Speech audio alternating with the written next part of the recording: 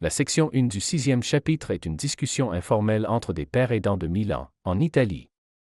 Lors de la discussion, ils ont notamment discuté de la catégorie numéro 6 des compétences à la père aidance. Cette catégorie, qui comprend 5 compétences, consiste à établir des liens vers les ressources, les services et les soutiens. 1. Élabore et tient à jour des informations sur les ressources et les services communautaires. Les pères aidants jouent un rôle essentiel dans la collecte et la mise à jour des informations sur les ressources et services communautaires disponibles. En collaborant avec des organisations telles que la coopérative Lotta contre l'exclusion et des centres psychosociaux, ils élargissent leur connaissance des structures de soutien et des outils d'autonomisation. Comme l'explique Paolo Macchia, ce projet visait à fournir aux personnes fragiles et à celles prises en charge par les services de santé mentale les outils pour leur propre parcours de rétablissement et d'autonomisation. Cette dynamique repose sur une veille constante, garantissant que les informations restent pertinentes et accessibles aux personnes concernées.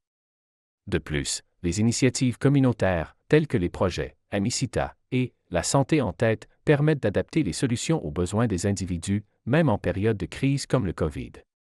Ces projets soulignent l'importance de disposer d'un réseau fiable pour adresser les problématiques liées à la santé mentale, aux besoins économiques ou sociaux.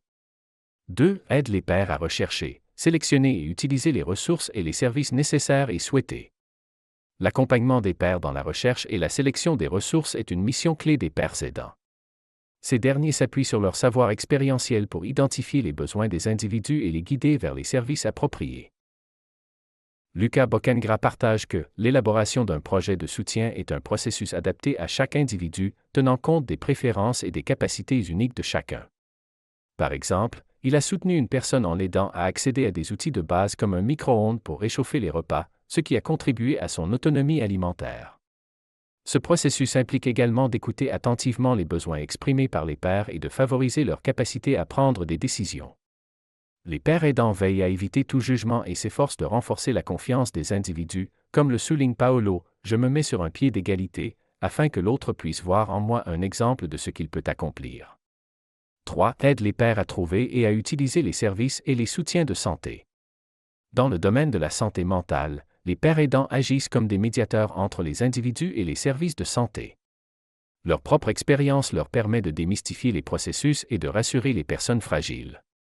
Comme le partage Paolo, les services de santé mentale sont souvent perçus de manière intimidante, mais il est possible d'établir une relation de confiance en se basant sur l'égalité.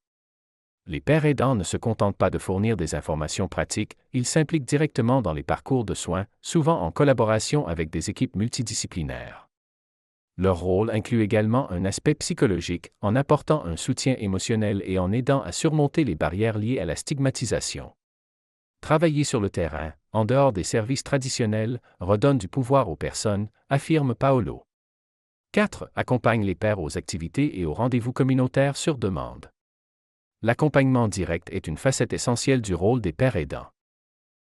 Il facilite la participation des individus aux activités communautaires et aux rendez-vous médicaux ou sociaux, en agissant comme un pont entre les individus et les ressources disponibles.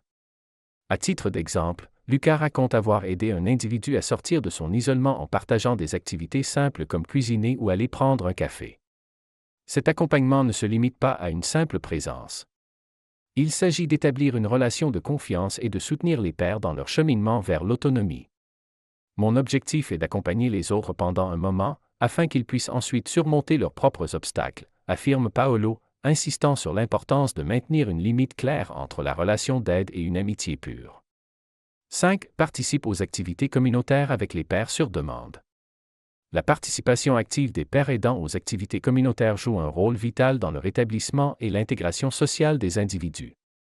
Ces activités renforcent le sentiment d'appartenance et offrent des opportunités pour créer des liens sociaux. Paolo et Luca partagent leurs expériences dans des projets collaboratifs où ils ont accompagné des pairs dans des activités telles que des ateliers de cuisine ou des sorties en ville. Ces moments permettent de renforcer les compétences sociales et d'encourager une vie active et autonome.